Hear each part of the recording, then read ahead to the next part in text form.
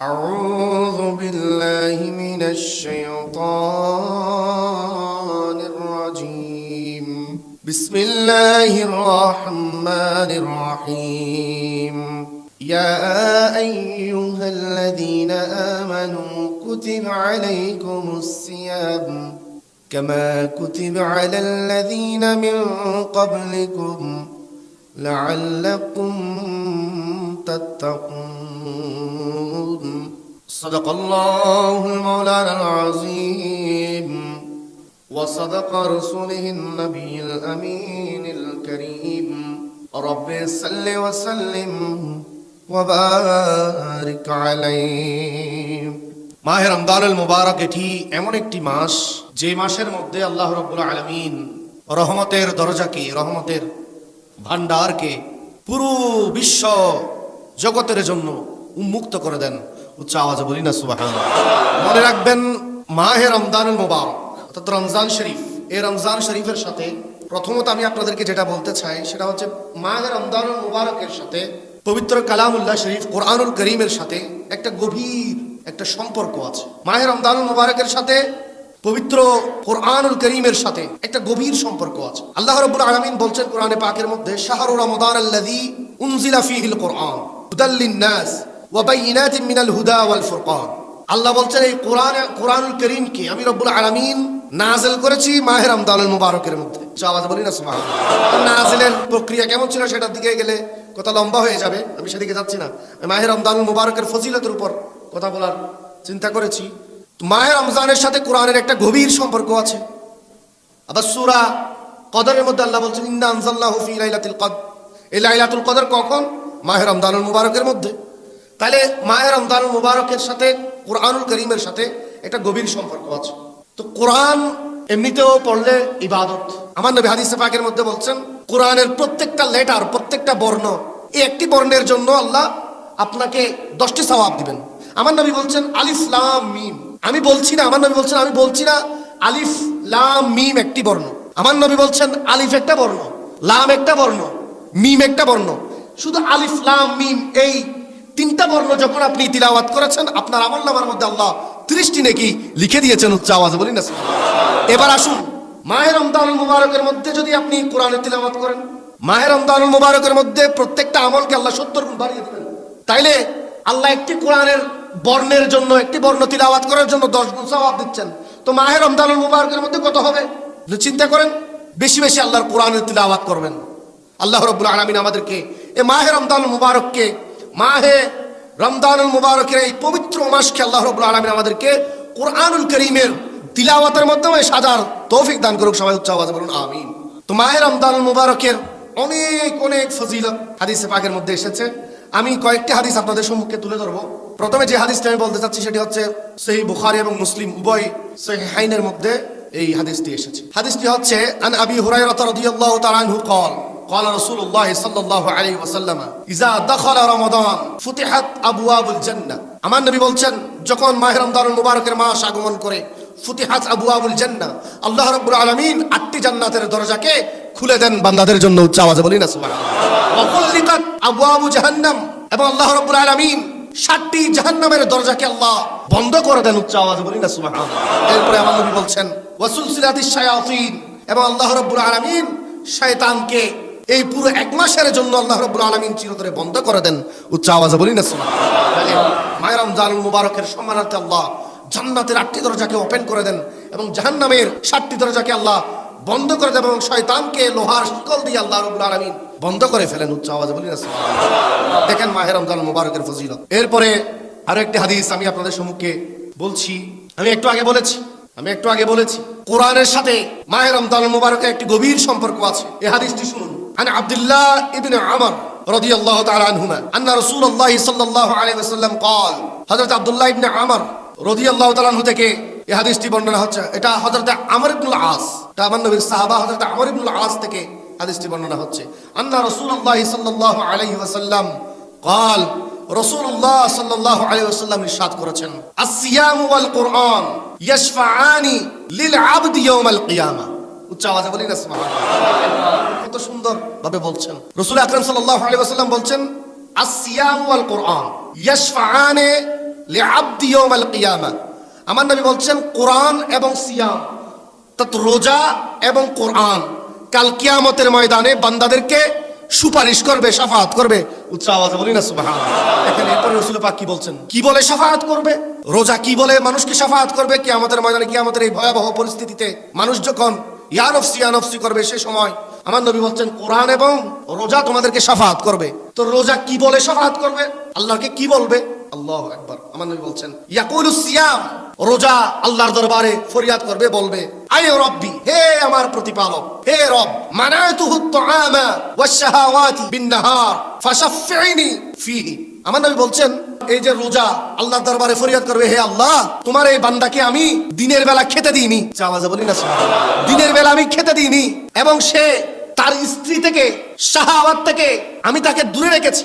রোজা আল্লাহকে বলবে, হে আল্লাহ, আমি তাকে দিনের বেলায় খেতে দিইনি এবং তার স্ত্রী থেকে আমি তাকে দূরে রেখেছি। হে আল্লাহ, আমি তার হয়ে তোমার দরবারে শাফাআত করছি, আমার শাফাআত তার হকের মধ্যে তুমি কবুল করো। উচ্চ আওয়াজে বলি না সুবহানাল্লাহ। তাহলে রোজা শাফাআত করবে। এবার কোরআন কি বলে শাফাআত করবে?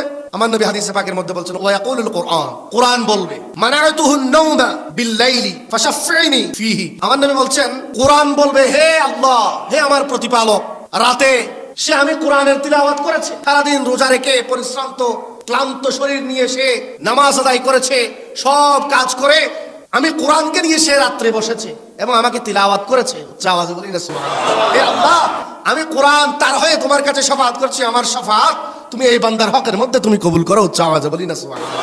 এইভাবে কোরআন এবং সিয়াম, কোরআন এবং রোজা কাল কিয়ামতের ময়দানে আমার নবী বলছেন তোমাদের হয়ে শাফাআত করবে। উচ্চ আওয়াজে বলি না সুবহানাল্লাহ। রোজাদারদের জন্য আল্লাহ রাব্বুল আলামিন কিয়ামতের ময়দানে স্পেশাল দয়া, মেহেরবানি আল্লাহ রোজাদারকে করবেন কিয়ামতের ময়দানে। যারা রোজাদার, যারা 30টি রমজানের রোজাকে পরিপূর্ণ সুন্দরভাবে আল্লাহ রাব্বুল আলামিন যেভাবে বলেছেন সেভাবে আল্লাহ রাব্বুল আলামিনের ফরমান ও বারদারকে মেনে 30টি রমজানকে সঠিকভাবে রেখেছে, আল্লাহ রাব্বুল আলামিন সেই বান্দাকে কিয়ামতের ময়দানে পুরস্কৃত করবেন। উচ্চ আওয়াজে বলি না সুবহানাল্লাহ। আন সাহাল বিন সাআদ রাদিয়াল্লাহু তাআলা আন, হযরত সাহাল বিন সাআদ রাদিয়াল্লাহু তাআলা আনহু থেকে বর্ণনা হচ্ছে আনিন নবী সাল্লাল্লাহু আলাইহি ওয়াসাল্লাম قال রাসূলুল্লাহ সাল্লাল্লাহু আলাইহি ওয়াসাল্লাম বলছেন ইন্না ফিল জান্নাতি বাবান ইয়াকুলু লাহু রায়্যান। আমার নবী বলছেন নিশ্চয় জান্নাতের একটি দরজা হবে, সেই দরজার নাম হবে রায়্যান। জান্নাতের একটি কি হবে? দরজা হবে, সেই দরজার নাম হবে রায়্যান। ইয়াদখুলু মিনহু সাইমুন ইয়াউমাল কিয়ামা। আমার নবী বলছেন সেই রায়্যান দরজা দিয়ে প্রবেশ করবে একমাত্র সাইমুন, যারা সঠিকভাবে আল্লাহর ফরমান বরদারকে মেনে 30টি রমজানের রোজাকে পালন করেছে। উচ্চ আওয়াজে বলি না সুবহানাল্লাহ। এই রমজানের রোজা পালনকারীদের জন্য আল্লাহ কিয়ামতের ময়দানে জান্নাতের একটি দরজা আলাদাভাবে তাদের জন্য বরাদ্দ হবে, সেই দরজার নাম হবে রায়্যান। সেই রায়্যান দরজা দিয়ে একমাত্র সাইমুনরা, রোজাদাররা প্রবেশ করবে। উচ্চ আওয়াজে বলি না সুবহানাল্লাহ। লা ইয়াদখুলু মিনহু আহাদুন গায়রুহুম। আমার নবী হাদিসে পাকের মধ্যে বলছেন লা ইয়াদখুলু মিনহু আহাদুন গায়রুহুম। শুনে রাখো, জান্নাতের এই রায়্যান দরজা দিয়ে, ডোর দিয়ে একমাত্র রোজাদাররা প্রবেশ করবে, রোজাদার ব্যতীত এই দরজা দিয়ে আর কেউ প্রবেশ করবে না। উচ্চ আওয়াজে বলি না সুবহানাল্লাহ।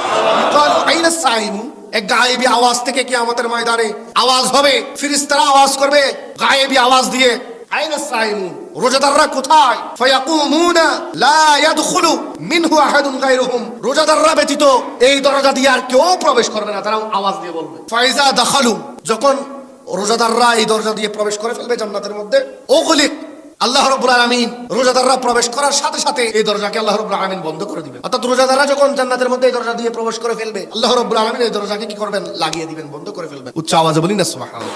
এরপরে আমার নবী হাদিসে পাকের মধ্যে বলেন ফালাম ইয়াদখুল মিনহু আহাদু, এই দরজা দিয়ে আর কেউ এরপরে প্রবেশ করতে পারবে। তাহলে রোজাদারদের সম্মান মর্যাদা কিয়ামতের ময়দানে কেমন হবে?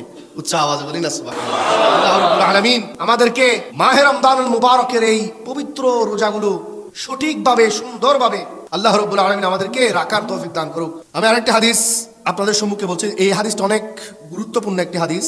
এই হাদিসটি বর্ণিত হচ্ছে হযরত আবু হুরায়রা রাদিয়াল্লাহু তাআলা আনহু থেকে। আন আবি হুরায়রা রাদিয়াল্লাহু তাআলা আনহু قال, হযরত আবু হুরায়রা রাদিয়াল্লাহু তাআলা বর্ণনা করছেন, দেখেন রোজাদারদেরকে আল্লাহ রাব্বুল আলামিন যারা রোজা রাখবে কষ্ট করে, 30টা রমজানের রোজাকে যারা কষ্ট করে রাখবে, তাদের জন্য আল্লাহ রাব্বুল আলামিন আমার নবীর উম্মতের জন্য কি স্পেশাল রহমত দান করেছেন। সুবহানাল্লাহ। হযরত আবু হুরায়রা আন আবি হুরায়রা রাদিয়াল্লাহু তাআলা আনহু قال, হযরত আবু হুরায়রা রাদিয়াল্লাহু তাআলা থেকে বর্ণনা হচ্ছে قال রাসূলুল্লাহ সাল্লাল্লাহু আলাইহি ওয়াসাল্লাম, আল্লাহ হাবিব সাল্লাল্লাহু আলাইহি ওয়াসাল্লাম ইরশাদ করেছেন, উতিতা উম্মতি খামসা খিসালিন ফি রমাদান। আমার নবী বলছেন আমার উম্মতের জন্য স্পেশাল 5টি বৈশিষ্ট্য রমজানুল মুবারকের মধ্যে আছে, এগুলো শুধু আমার উম্মতের জন্য। আল্লাহ হাবিব সাল্লাল্লাহু আলাইহি ওয়াসাল্লাম বলছেন লাম তুতাহা উম্মাতুন ক্বাবলাহুম, হে আমার উম্মতরা শুনে রাখো, তোমাদের আগে এই 5টি বৈশিষ্ট্য মাহে রমজানুল মুবারকের মধ্যে আর কোনো উম্মতের জন্য ছিল না। উচ্চ আওয়াজে বলি না সুবহানাল্লাহ। যখন আমরা রাখি সন্ধ্যাবেলায় আমাদের মুখ থেকে এক ধরনের স্মেল আসে, ঠিক কিনা? হ্যাঁ, রোজাদারের মুখ থেকে এক ধরনের গন্ধ বের হয়। আমার নবী বলছেন খুলুফু ফামিস সাইমি আতিয়াবু ইনদাল্লাহি মিন রিহিল মিস। আমার নবী বলছেন রোজাদারের মুখ থেকে যে দুর্গন্ধ বের হয় বা যেই গন্ধ বের হয়, সেই গন্ধ আল্লাহ রাব্বুল আলামিনের কাছে মিশক আম্বরের চেয়েও দামি। উচ্চ আওয়াজে বলি না সুবহানাল্লাহ। এই ফজিলত আমার উম্মত ছাড়া কোন নবীর উম্মতের জন্য ছিল না। উচ্চ আওয়াজে বলি না সুবহানাল্লাহ। এটা রাসূল পাকের উম্মত হওয়ার কারণে আমাদের জন্য স্পেশাল রহমত।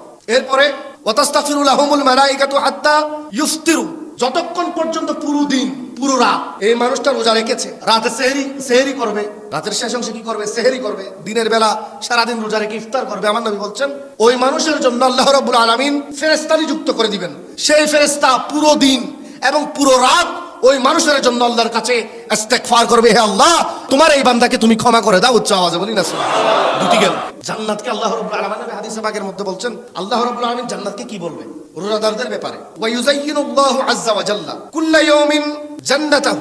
আল্লাহ রাব্বুল আলামিন এই যে রোজাদারদের জন্য প্রত্যেক দিন আল্লাহ রাব্বুল আলামিন জান্নাতকে অর্ডার করবেন, হে জান্নাত তোমরা সজ্জিত হও, তোমরা সুন্দরভাবে সেজে যাও, তোমরা সুন্দরভাবে তোমাদের পরিবেশকে সাজিয়ে নাও। কেন? ওই যে আমার কিছু বান্দা দুনিয়ার জমিনের মধ্যে রোজা রাখছে, আমাকে ভয় করে তারা পানাহার ত্যাগ করেছে, স্ত্রী সহবাস ত্যাগ করেছে। হে জান্নাত তুমি তোমার সৌন্দর্যকে ভালোভাবে ফুটিয়ে তুলো, আমার বান্দা অচিরেই তোমার মধ্যে আসবে, তোমাকে তাকে আপ্যায়ন করতে হবে। উচ্চ আওয়াজে বলি না সুবহানাল্লাহ। সুম্মা ইয়াকুলু ইউশিকু ইবাদিয়াস সালিহুন, জান্নাতকে আল্লাহ বলবেন হে জান্নাত তুমি সুন্দর করে সেজে যাও। তাহলে জান্নাত রোজাদারকে আপ্যায়ন করার জন্য জান্নাতে রমজানুল মুবারকের মধ্যে সজ্জিত হয়। তিনটা গেল।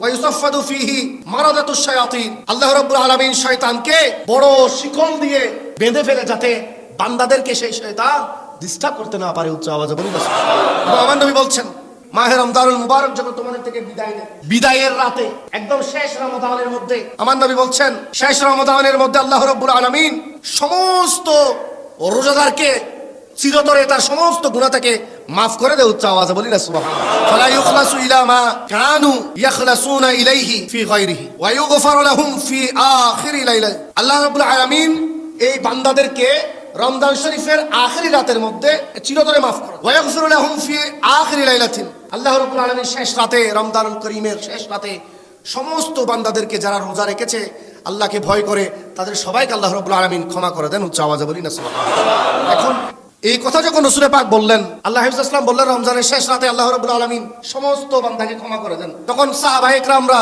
প্রশ্ন করল আল্লাহ হাবিব সাল্লাল্লাহু আলাইহি ওয়াসাল্লামের কাছে, ইয়া রাসূলুল্লাহ ইয়া হাবিবাল্লাহ, কিলা ইয়া রাসূলুল্লাহ, হে আল্লাহর রাসূল, আহিয়া লাইলাতুল কদর, আপনি যে রাতে আল্লাহ রাব্বুল আলামিন সমস্ত বান্দাদেরকে ক্ষমা করে দেয় বলছেন, এই রাত কি লাইলাতুল কদরের রাত? রাসূল পাককে প্রশ্ন করলেন। রাসূল আকরাম সাল্লাল্লাহু আলাইহি ওয়াসাল্লাম সাহাবাদেরকে উত্তর দিচ্ছেন, ক্বালা লা, না না না, আমার নবী বলছেন না, লাইলাতুল কদরের রাত নয়, লাইলাতুল কদর তো খায়রুম মিন আলফি শাহর, 1000 মাসের চেয়ে উত্তম একটি রাত। আমি সেই রাতের কথা বলছি না, আমার নবী বলছেন ওই রাতের কথা বলছি যেদিন আখিরি রমজানের রাত, সেই রাতের কথা বলছি। তো রাসূল পাক সাল্লাল্লাহু আলাইহি ওয়াসাল্লাম বলছেন, ওয়ালাকিন্নাল আমিলা ইন্নাহা ইউফা আজরাহু ইযা বাদা আমালাহু। আমার নবী বলছেন একজন ওয়ার্কার, একজন কর্মী, হ্যাঁ, তিনি সারাদিন কাজ করেছে, সারাদিন কাজ করার পর তার বেতন কখন দেয়? কাজ শেষ হয়ে যাওয়ার পর। আমার নবী বলছেন মাহে রমজানুল মুবারকের এই 30টি রোজা যখন তুমি পরিপূর্ণভাবে সুন্দরভাবে রেখেছো, আল্লাহ রাব্বুল আলামিন আখিরি রমজানের রাতে সেই বান্দাকে সাথে সাথে তার পুরস্কার দান করে। উচ্চ আওয়াজে বলি না সুবহানাল্লাহ। এখন চিন্তা করেন, আমাদেরকে তো সেই রাতের মধ্যে পাওয়া যায় না, না আল্লাহর ইবাদতের মধ্যে পাওয়া যায়, না মসজিদের মধ্যে পাওয়া যায়, না কোনো আল্লাহর কোনো ইবাদতের মধ্যে পাওয়া যায়। সেই রাতের মধ্যে তো আমরা অনেক ব্যস্ত থাকি, ঠিক কিনা? আমাদের মসজিদের সাথে কোনো সম্পর্কই থাকে না সেই রাত। অথচ আমার নবী হাদিসে পাকের মধ্যে বলছেন আখিরি রমজানের রাত আল্লাহ রাব্বুল আলামিন তোমাকে আজর দান করবেন। তুমি যে পুরো রমজান রোজা রেখেছো তার আজর, তার পুরস্কার, অ্যাওয়ার্ড আল্লাহ রাব্বুল আলামিন তোমাকে আখিরি রমজানের রাতে দান করবেন। উচ্চ আওয়াজে বলি না সুবহানাল্লাহ। চিন্তা করুন ধরুন আপনি সারাদিন কাজ করেছেন, তো কাজ করে আপনি বেতন নেওয়ার জন্য আপনার মালিকের কাছে যাবেন না? তো এখন কথা হচ্ছে কিরকম জানেন, আমি সারাদিন কাজ করেছি, এত শ্রম এত কাজ করার পরে আমি বেতন নেওয়ার টাইমে আমি মালিকের দুয়ারে গেলাম না, এরকম হয়ে গেল। আমার নবী বলছেন, খবরদার উম্মত, আখির রমজানের রাতে খুব গুরুত্বপূর্ণ রাত, এই রাতে আল্লাহ রাব্বুল আলামিন পুরো মাহে রমজানুল মুবারকের আজর, অ্যাওয়ার্ড, পুরস্কার তোমাকে দান করবেন।